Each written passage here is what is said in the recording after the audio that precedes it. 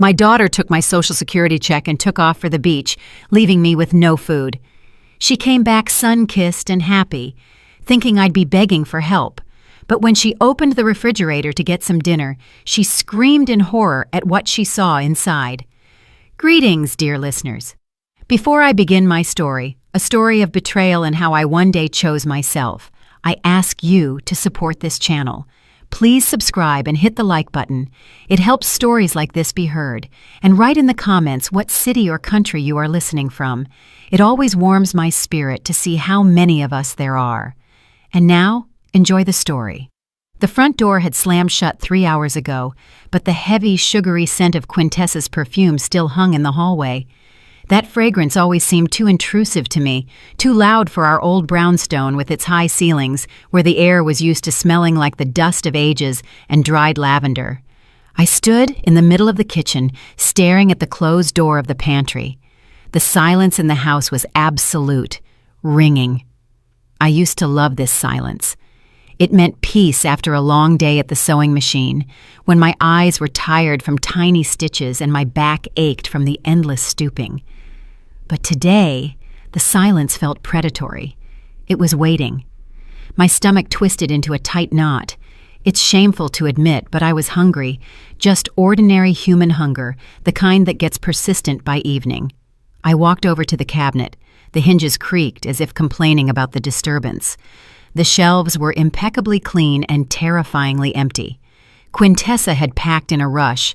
She had darted around the apartment like a bright tropical bird trapped in a cage, tossing bikinis, light sundresses, and tanning lotions into her suitcase. I remembered how she stopped in the doorway, already wearing her shoes, and held out her hand. "Mama, give me your card just in case. What if the ATM down there doesn't work or something?" "But, Quintessa," I tried to object, feeling a chill run down my spine. "That's my whole Social Security check. What am I supposed to live on for 2 weeks?" "Oh, don't start." She rolled her eyes, snatching the plastic card from my fingers. "You've got a full jar of grits. Boil them up, add a little butter, and it's beautiful. It'll be good for you to detox. Doctors advise a diet for everyone at your age. Don't invent problems where there aren't any. I deserve this vacation." And she left. She flew off to Miami, to the sun, to cocktails with little umbrellas, taking my money, my peace of mind, and, as it turned out, my food with her. Grits. Right, she mentioned grits. I reached for the top shelf where the old glass jar stood, labeled grits in my own handwriting some 20 years ago. The jar felt suspiciously light. I took off the lid and looked inside. At the bottom, amidst some grayish dust, lay a few lonely grains. There wasn't enough to feed a sparrow, let alone a grown woman. She had lied, or maybe she just didn't care. She hadn't even bothered to check if there was food before condemning me to this starvation diet. She just threw words out to silence my anxiety and forgot about me the second she called her Uber. My chest went cold. It wasn't the kind of cold you get from a draft. It was ice that starts growing from the inside when you realize that the person you carried, nursed, and raised isn't just selfish. They are cruel. I closed the jar and put it back. The sound of glass against wood rang out like a gunshot. I had to do something. Maybe some loose change? Quintessa often scattered coins, shaking them out of her jeans pockets. I headed to her room. Chaos reigned here. Clothes were strewn on chairs, open tubes of lipstick on the vanity, crumpled receipts on the floor. I started methodically searching the surfaces. Under a stack of glossy magazines, nothing. In the jewelry dish, empty. My gaze fell on a crumpled piece of paper, carelessly thrown at the trash bin, but missing the mark. I bent down and picked it up. It was a printout of the hotel reservation and flight itinerary. I smoothed the sheet out on the tabletop. The letters danced before my eyes, but I saw the total figure immediately. It was bold, black, and merciless. The amount my daughter had spent on 2 weeks of beach relaxation was exactly equal to 3 months of my benefits. 3. I stood in the semi-darkness of her room, and it felt like the walls were closing in. For years, I had darned my old stockings. I had turned coats inside out to remake them, coats I'd been wearing since before the turn of the century. I denied myself an extra peach to buy her the best shoes for school, then for college, then just because, "Mama, this is what's in style now." I walked out of her room, pulling the door firmly shut behind me, as if cutting myself off from that smell of carelessness and betrayal. The living room met me with silent grandeur. I walked in. Here, in the light of the street lamps filtering through the heavy velvet curtains, stood them, my treasures, my jailers, the antique oak buffet, carved and heavy as a tombstone. Inside, behind the glass, the crystal and fine Haviland Limoges porcelain gleamed dully. A service for 12, which we had eaten from maybe twice in our lives. "This is for Quintessa's wedding," I used to tell myself. The wedding never happened, but the china waited. On the dresser stood a silver tea service that had come down to me from my grandmother. Next to it, a jewelry box with pieces I never wore because where would an old woman like me go in this? Let it stay for the grandchildren. In the hall closet hung fur coats smelling of mothballs, which Quintessa contemptuously called dust collectors, but which were worth a fortune. I looked around my living room. This wasn't a home, it was a museum. The Quintessa Johnson Museum. And I wasn't the mistress of the house. I was the unpaid curator. A curator who shuffles around in worn-out slippers, wipes dust off the exhibits, and starves to death so that one day a visitor can come and take everything without even saying thank you. My stomach growled treacherously again, but now something else was mixed with the sound. Anger? No, anger is a hot feeling. This was clarity, icy, crystal clear clarity. I walked over to the coffee table where a stack of old newspapers lay. Quintessa always scolded me for not throwing them out. "Junk! Trash!" she would snort. But I knew that in the classified section there was something I needed. I had seen the ad a week ago, circled it in pencil, just because, out of habit, never admitting the thought that I might need it. I sorted through the papers. There it was, the City Chronicle, the page with private ads. The red pencil circle was barely visible in the dim light, but I knew what it said. Mr. Alistair Sterling. I buy antiques, porcelain, silver, rarities, honest appraisal, house calls. I looked at the telephone. Old, rotary, reliable. "Grits, you say?" I whispered into the void. I picked up the receiver. The dial tone was long and steady. I started turning the dial, entering the number, digit after digit. Every turn of the dial took effort, as if I were cracking a safe where my own life had been locked away. It started ringing. 1, 2, 3. "Hello?" a male voice answered, slightly raspy, but polite. "Listening." I took a deep breath of air that smelled like the dust of my museum. "Good evening." My voice sounded unexpectedly firm, even to myself. "Is this Mr. Sterling? My name is Eulalie. Do you buy sterling silver flatware?" "I do." Professional interest appeared in his voice. "What period are we talking about?" I looked at the empty velvet case where the spoon should have been, then shifted my gaze to the buffet. "Yes, early 20th century," I said. "I want to sell it. Tomorrow." Mr. Sterling turned out to be punctual.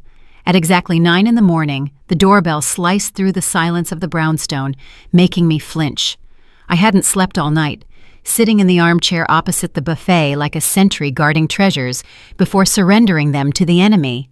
But the enemy was no longer poverty. The enemy was my own submissiveness. I opened the door. On the threshold stood a man of about 60 in a neat gray overcoat and wire-rimmed glasses.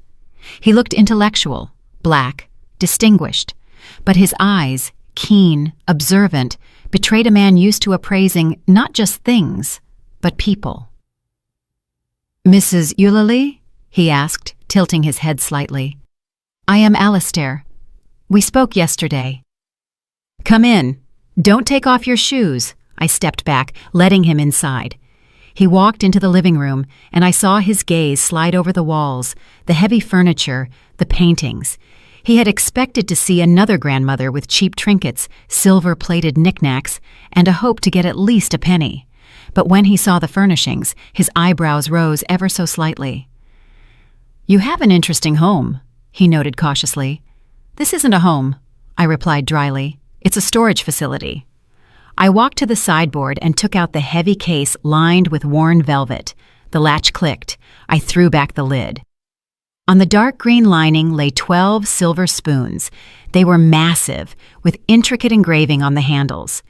The monograms of my great-grandparents intertwined with grapevines. Quintessa adored them. She often took out this set, stroked the cold metal with her fingers, and said, "When I get married, Mama, we'll eat cake with these on our anniversary." This was her dowry, a dowry she hadn't even bothered to take with her while leaving to burn through my money. Mr. Sterling put on white cotton gloves, took a loop from his pocket, and leaned over the table. Silence hung in the room, broken only by his breathing and the soft clink of metal as he carefully turned a spoon.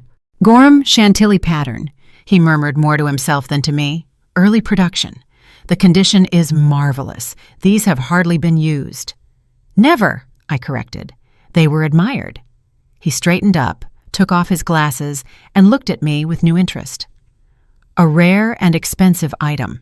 Usually, in these cases, they offer the scrap price, but that would be sacrilege. I can offer you—" He named a sum. The sum was impressive.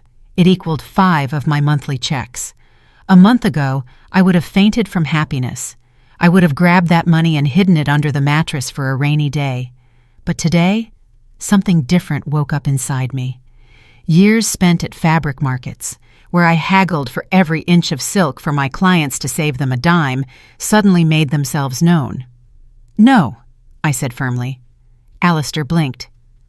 "Excuse me?" "This is Gorham, early period," I repeated his words, looking him straight in the eye. "A full set in the original case without a single scratch. You will sell these to a collector for 3 times what you offered me. I'm not asking for the market price, Mr. Sterling. I'm asking for a fair dealer's price." I named my figure. It was 40% higher than his offer. He chuckled. Wrinkles gathered at the corners of his eyes. "You, Mrs. Eulalie, are not as simple as you seem." "Life teaches you," I parried. "All right, we have a deal." He paused for another second, weighing whether to haggle, but apparently realized that before him stood not a desperate old lady, but a business partner. "Deal." 10 minutes later he left, taking the case with him, and I remained standing in the middle of the room, clutching a thick stack of bills in my hand. My heart was pounding somewhere in my throat. It wasn't fear. It was adrenaline, pure intoxicating energy. I had just sold Quintessa's dowry. I had sold a piece of family history, and I didn't feel a drop of guilt. I felt the weight that had pressed on my shoulders for years become just a little lighter. I didn't hide the money. I put it in my purse, put on my best coat, beige cashmere, kept for special occasions, and walked out of the house. My legs carried me on their own, but not to the usual discount supermarket with yellow price tags and wilted cabbage. I was walking downtown, to the Epicurean market. I hadn't been there in 15 years. The prices there bit so hard, it was scary to even look at the windows. But today, I wasn't planning to look. The heavy doors swung open before me, and I was washed over by the smell of fresh baking, coffee, and expensive spices. I walked past the shelves like a queen returning from exile. I didn't look at potatoes. I didn't look for discounts on pasta. I went to the deli counter. "Weigh me out 1/2 pound of prosciutto di Parma, please," I told the clerk, "and some of that Virginia ham." Then came the cheese section. I took a wedge of aged Parmesan and a soft brie with truffles. I grabbed a jar of almonds stuffed olives. I bought a fresh baguette, still warm, crusty, and then I saw them. Peaches. Huge, velvety, filled with sunshine, lying on a woven tray. Out of season, of course, imported. They cost as much as an airplane wing. 2, I said, the most beautiful ones. And finally, the seafood section. Cold smoked salmon, thin slices, translucent in the light, the color of sunset. I walked out of the market with 2 paper bags. They weren't heavy, but they held more life than all my stocks of grits over the last 10 years. At home, I didn't eat in the kitchen on the oilcloth tablecloth. I went into the living room. I took a snow-white tablecloth with handmade lace out of the sideboard. Quintessa forbade me to use it. "You'll stain it, Mama. That's for guests." "Today I am the guest," I said aloud to the empty room. I spread the tablecloth, took out the best plate from that very service. Thin porcelain with a gold rim. I laid out a silver fork. I still had forks. Knives and dessert spoons were also plentiful. I had only sold the teaspoons. I laid out my purchases. I rolled the slices of ham into rosettes, cut the cheese into cubes. Olives, salmon, warm bread that I broke with my hands, crumbling right onto the tablecloth, and the peach. I bit into it, and sweet juice splashed onto my lips. The taste was incredible. It wasn't just the taste of food, it was the taste of freedom. The taste of the fact that I exist, that I am important, that my body, my stomach, my desires matter. I ate slowly, savoring every bite, washing it all down with black tea from a ceremonial cup. I looked at the blank wall where the calendar hung and realized all these years I had been saving things for a future that might never come. I lived in expectation that someone would appreciate my sacrifice, but sacrifices aren't appreciated. They are used. When I finished, only crumbs remained on the plate. I felt a fullness I hadn't experienced in a very long time, a calm, dignified fullness. I stood up and walked to the sideboard. The place where the spoon case had stood gaped with emptiness. The dust there was slightly lighter, outlining a rectangle. I reached into my coat pocket and pulled out the long receipt from the gourmet market. I carefully smoothed it out and placed it right in the center of that light rectangle, in place of the family silver. On the receipt, amidst the list of delicacies, the word "total" was printed in large letters. I smiled at my reflection in the glass of the sideboard. "Dinner," I whispered. "It was just dinner." The week flew by like one long sunny day. I woke up not to an alarm clock to run to the cheap store for discounts, but when the sun touched my pillow. I had croissants with butter for breakfast, not empty oatmeal. And so, as I sat in the armchair with a glass of rich red wine, a Cabernet from 2015, advised by the sommelier at the wine boutique, the phone rang. The ring was harsh, demanding. I knew who it was without even picking up.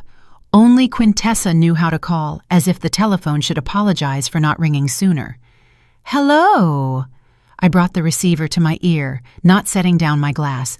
"Mama!" My daughter's voice burst into my silence. In the background, the ocean roared, seagulls screamed, and some rhythmic music played. "How are you doing there? Still alive?" There was so much feigned concern in her voice, mixed with blatant superiority, that the wine seemed sour for a moment. "Alive, Quintessa, quite." "I was thinking," she spoke loudly, shouting over the surf. "You're probably bored there alone and hungry. You boil that grits, but add more water. It's more filling that way. Old Grandma's recipe, remember?" I took a sip of wine. The velvety taste returned, washing away the bitterness of her words. "I'm managing," I answered calmly. "Don't worry." "Oh, come on, don't put on a brave face," she chuckled. "I know you've got nothing to eat there, but it's okay. Hold on for another week. By the way, I saw a fridge magnet for you shaped like a dolphin. If, of course, you don't run up the electric bill while I'm gone. Because I know you'll forget to turn off the light in the bathroom, and I'll have to pay for it later." She spoke to me like an unreasonable child, like a burden that needed to be controlled even from 1,000 miles away. Before, I would have started making excuses. I would have said, No, baby, I'm saving. I don't even turn on the TV." But now, I just smiled at my reflection in the dark window. "I'm finding resources Quintessa didn't even suspect existed," I uttered, looking at the wine bottle on the table. "So don't worry about the lights." "Resources?" She laughed again, and there was so much smugness in that laugh. "What are you talking about? Found some change in the sofa, or went to Miss Theodosia for salt?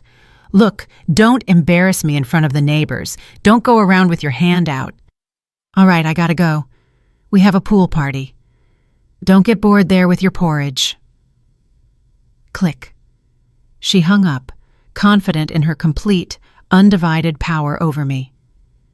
In her picture of the world, I was sitting right now in a dark kitchen, choking on plain porridge, counting the days until her return so I could gratefully accept a magnet and a new portion of reproaches. She thought she had broken me, that the hunger training was successful. I finished the wine, feeling the warmth spread through my body. Pool party, I repeated, placing the empty glass on the table. Well, I have my own plans too. I picked up the notebook lying next to the phone. On the open page, a time was already written down. Tomorrow, 11 o'clock sharp. Alistair S. I had planned to sell the wardrobe, that huge oak closet in the hallway that took up half the passage and always snagged my sleeves with its carved corners. It was antique, expensive, but I hated it. It was a dark spot that absorbed light.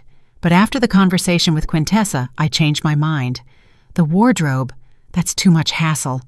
Movers, noise, dust. I wanted something elegant, something that would hit her just as painfully as her words about watering down the grits. I got up and went to the dresser in the bedroom. There, in the top drawer, lay another jewelry box. Smaller. I opened it. On a velvet cushion lay a brooch, an antique gold piece in the shape of a twig with leaves, studded with small diamonds, and a large dark ruby in the center. This ruby burned like a drop of thick blood. Quintessa adored this brooch. She never asked for permission, just took it when she went on a date or an office party. "Mama, it's vintage. It's all the rage right now," she would say, pinning the brooch to the lapel of her blazer. She considered this thing hers, just like the apartment, just like me. I took the brooch in my hands. The stone was cold, but quickly warmed up in my palm. I remembered how Quintessa once lost the clasp from it and didn't even apologize. "Well, fix it. You're a seamstress," she tossed out then. And I fixed it. Tomorrow, Mr. Sterling would come to appraise the wardrobe, but he wouldn't leave with it. In the morning, the antique dealer was precise as always. "Good morning, Mrs. Eulalie." He smiled, tipping his hat. "Ready to part with the giant in the hallway?" I shook my head, inviting him in. "I changed my mind about the wardrobe, Alistair. Changed my mind for now. Too much fuss.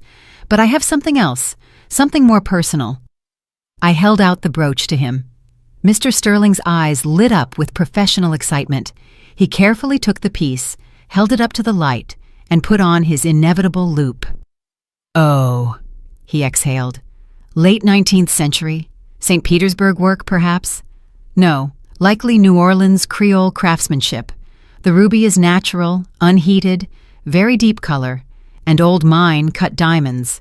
This is a piece with character." "How much?" I asked. He named a price. It was twice as high as for the spoons. It was money one could live on comfortably for 6 months, or treat oneself to 2 weeks of paradise. "It's yours," I said. Not bargaining this time.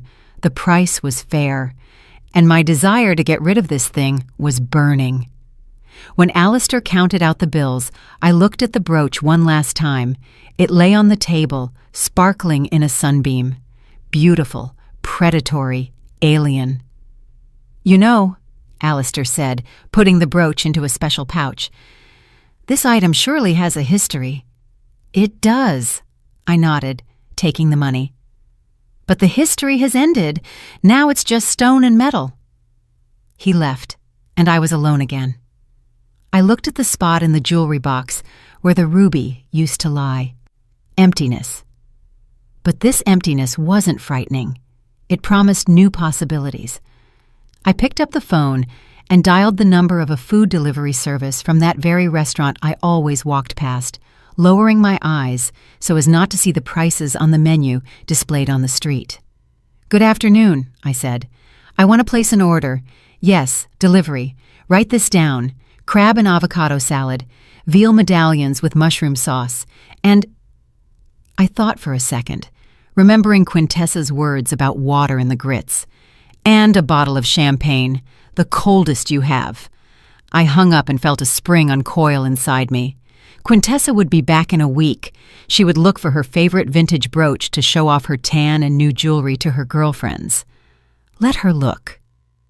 Meanwhile, I would drink to her health and to the fact that I really did find resources. Not in the sofa, but in the self-respect I had finally bought back. The champagne sparkled in the glass, lifting tiny bubbles from the bottom. But the festive mood evaporated suddenly. As soon as I opened the bottom drawer of the secretary desk, I was looking for the certificate for a painting, a landscape with a river by an unknown artist from the late 19th century that hung in the living room. Alistair hinted that with papers, the price would be higher. The drawer was stuffed with old receipts, warranty cards for appliances broken long ago, and other paper junk that Quintessa had dumped here for years. I started sorting through the papers, irritably setting aside instructions for an iron and a hairdryer. And then my fingers hit a thick plastic folder shoved deep under a stack of old Essence magazines. The folder wasn't mine. I never bought such bright red, screaming colors. I pulled it out into the light. Inside lay several sheets stapled together. On top was a glossy brochure. Cheap paper, bad printing, blurry photos of smiling old people playing checkers. Restful Meadow State Facility for Veterans and Seniors. The name seemed familiar. I had heard about it somewhere. Miss Theodosia, the neighbor, told terrible things. Said it smelled of bleach and boiled cabbage, that the staff was rude, and the old folks lay for days staring at the ceiling because no one cared about them. It was a state institution, the most budget-friendly one, with a bad reputation. A place where they send you to wait for the end, to be forgotten. My hands started to shake. I set aside the brochure and picked up the next document. It was a draft. A general power of attorney. In the header, my details. In the agent field, Quintessa Johnson. And below, in fine print, a list of powers. Right to manage all property, sell real estate, represent interests in medical institutions. A date was penciled in the margins. Next month, immediately after her return. The world tilted. I grabbed the edge of the table so I wouldn't fall. The air in the room suddenly became thick and viscous. This wasn't just selfishness. This was a plan. A cold, calculated plan. She wasn't just waiting for me to die to get the inheritance. She was tired of waiting. She decided to check me into Restful Meadows like an old item to the scrapyard, to free up the apartment, sell the antiques, and live easy on my money while I rotted in a government ward. She smiled at me, took my card, went to the sea at my expense, knowing that in a month she would kick me out of my own home. Tears didn't flow. Instead, a wave of such fury rose inside me that I thought I would scream. But I stayed silent. The fury forged itself into action. If before I sold things just to eat and pamper myself a little, now this was war. I threw the folder back into the drawer, but didn't close it, let it lie there as a reminder. I grabbed the phone. The ringing seemed infinitely long. "Mr. Sterling?" My voice rang like a taut string. "It's Eulalie. Have you gone far?" "I'm still in the neighborhood, Eulalie," he responded with surprise. "Did something happen? Did you find something else interesting?" "I found a reason," I cut him off. "Come back and bring a truck. We're clearing everything out." "Everything?" Disbelief sounded in his voice. "Mrs. Eulalie, are you sure? That is a serious decision." "Absolutely. I'm selling the painting, the clock, the rug, and that service in the buffet, everything that has value. Come immediately." The next 2 hours passed in a fog. Alistair arrived with 2 sturdy guys. They silently and carefully carried my life out in pieces. The landscape with the river was taken off the wall, leaving a light rectangle on the wallpaper. The antique grandfather clock, whose chiming had measured time in this apartment for the last 50 years, fell silent and was wrapped in bubble wrap. The Persian rug, worn but still luxurious, was rolled into a heavy cylinder. I stood and watched the room empty. With every item carried out, it became easier to breathe, as if they weren't carrying out furniture, but stones from my soul. The apartment was becoming spacious, light, and mine. No longer a museum, just a dwelling. Alistair wrote checks and counted out cash. The sum grew. It was becoming obscenely huge for a pensioner. "Are you sure you won't regret this?" he asked quietly, as the movers carried out the last box of porcelain. "I will regret only one thing, Alistair," I replied, looking at the empty wall. "That I didn't do this sooner." When the door closed behind them, I was left alone in the echoing hallway. In my hands was a bag stuffed with money, a real fortune. I didn't delay. First, I called a cleaning company. "I need a deep clean, washing windows, walls, floors, everything completely, so that not a speck of dust remains, so it smells of freshness, not old age. Can a crew come today? I'll pay double." The dispatcher on the other end choked, but quickly agreed. Then I opened the website of an elite gourmet boutique, the kind that delivers groceries to stars and moguls. I scrolled through the catalog without looking at the prices. Black caviar, beluga, jars of 4 ounces, 8 ounces, add to cart. Truffles, white seasonal, add to cart. Foie gras, whole duck liver, add to cart. Vintage champagne, Dom Perignon. Exotic fruits, dragon fruit, mangosteen, papaya, add to cart. Cheeses, cured meats, handmade chocolate. I clicked and clicked until the order total exceeded the cost of my annual maintenance at that Restful Meadows nursing home. "Delivery today," I told the operator, confirming the order, "as soon as possible." By evening, the apartment shone. The windows were crystal clear, letting in the setting sun which now flooded the empty living room with golden light. It smelled of expensive cleaning products and lilies. I ordered a huge bouquet just because for beauty. The courier rang the doorbell. He wasn't alone. There were 2 of them, struggling to carry huge thermal boxes. We went into the kitchen. The refrigerator, an old reliable Kelvinator that hummed like a tractor, stood in the corner.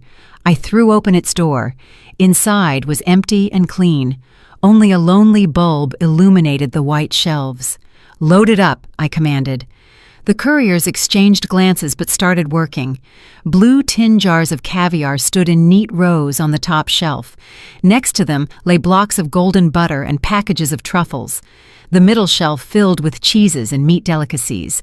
In the vegetable drawer, instead of the usual carrots and beets, bright alien fruits now showed off. Bottles of champagne lay on their sides, taking up the special rack. The fridge was filling up. It was becoming heavy, dense, saturated. The shelves sagged barely noticeably under the weight of luxury. There was enough food here for a company of soldiers, if those soldiers ate exclusively delicacies. "Anything else?" the courier asked, wiping sweat from his forehead. "Yes," I said. "Try to squeeze that box of Belgian chocolates onto the door." When they finished, the fridge was packed to the gills. There wasn't room for even a matchbox. This wasn't a refrigerator. It was Alibaba's cave, only edible. I paid, gave a generous tip, and closed the door behind them. I walked to the fridge, grabbed the handle, opened it. The light of the bulb reflected in the gold foil of the champagne and the glossy sides of the caviar jars. The cold air smelled not of soup and medicine, but of wealth. I stood and looked at this abundance. This was my answer, my shield, my sword. Quintessa wanted to send me to the scrap heap to get an inheritance? Well, the inheritance is now here, in this fridge, chilled and ready for consumption, but not by her. I closed the door. The click of the latch sounded like a verdict. The wait wasn't long. 2 weeks of silence ended exactly at noon, when a key scratched in the lock. I was sitting in the kitchen with my back to the hallway, drinking tea or coffee. No, tea. Real Darjeeling, tart and fragrant. The cup in my hands was thin, almost transparent. I didn't flinch. I waited. The door swung open with a crash, hitting the wall.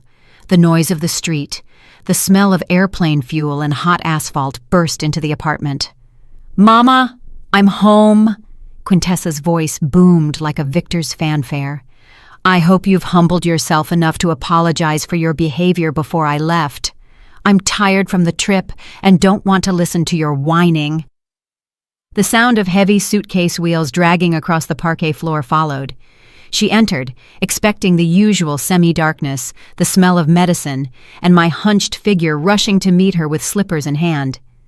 She expected to see her victim, broken, hungry, and guilty. But instead, she was met by a smell, not of mustiness, but of fresh lilies, a huge bouquet of which stood in a vase on the floor, and the subtle trail of my new perfume, sandalwood and jasmine. Quintessa froze on the threshold. I heard her sniffing the air, trying to understand what was happening. "What is that smell?" she asked suspiciously. "Did you spill air freshener or something?" She took a step forward and suddenly stopped. The sound of her heels was too echoing. "Wait." A note of confusion slipped into her voice. "Why is it so spacious in here?" She looked around. Her gaze slid over the floor where the heavy Persian rug, which always collected dust, was no longer. She looked at the corner where grandfather's floor clock used to stand, its ticking driving her crazy in childhood. Now it was empty there, just a clean, light wall. "Mama!" she called out, quieter now, but immediately shook her head, driving away the strange feeling of wrongness. "Okay, we'll figure out later where you shoved everything again. I'm hungry as a wolf. They fed us some garbage on the plane." She dropped her purse right on the floor and marched decisively toward the kitchen. I didn't even turn around. I just took another sip of tea and placed the cup on the saucer. Clink. The sound was quiet but distinct. Quintessa walked into the kitchen. She was tanned to redness. Her nose was peeling. She was wearing a bright sundress with a floral print that looked alien in this strict, clean kitchen. "So, what do we have?" she asked aggressively, not really greeting me. "I bet you didn't cook anything except your porridge. I could eat a sandwich right now, even with butter, if yours hasn't gone rancid." She walked past me like I was furniture. I sat straight, squaring my shoulders in a new silk robe of emerald color. But she didn't notice the robe or my calmness. She was led by hunger and the habit of commanding. She walked up to the refrigerator. Her hand, with chipped nail polish, reached for the handle. She had already taken a breath to start a tirade about what a bad hostess I was, how tired she was of carrying everything on her shoulders, and how empty our fridge was. "Open it," I said quietly. Quintessa didn't hear or didn't pay attention. She yanked the door toward herself with such force, as if she wanted to rip it off. The door flew open, the light flared up, and Quintessa screamed. It wasn't a cry of pain. It was a yelp of pure animal terror and misunderstanding. She recoiled as if she saw the head of Medusa, the Gorgon, inside. Before her, tightly packed from bottom to top, lay her inheritance. At eye level towered neat stacks of blue tin jars. Black caviar, beluga, the most expensive, the rarest. There were many of them, dozens of jars shining under the electric light. Lower down, on the shelf where cabbage usually rotted, lay misted bottles of Dom Perignon. Labels with vintage years looked at her with silent reproach.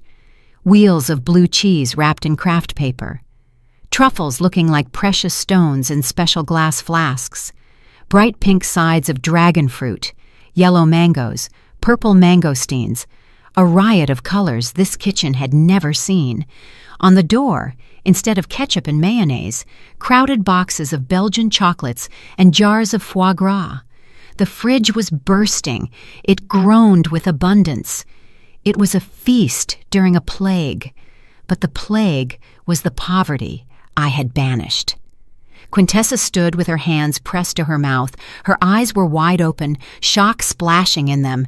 She shifted her gaze from the caviar to the champagne, from the champagne to the truffles. Her brain refused to process the information. A poor pensioner who was supposed to be boiling grits in water could not have the refrigerator of an Arab sheikh. "What?" she squeezed out. Her voice broke into a squeal. "What is this?" She reached out a trembling hand and touched a cold jar of caviar, as if checking if it was real. The jar was real, icy, heavy. Quintessa turned to me. Her face went pale. The tan began to look like a dirty stain. "Mama,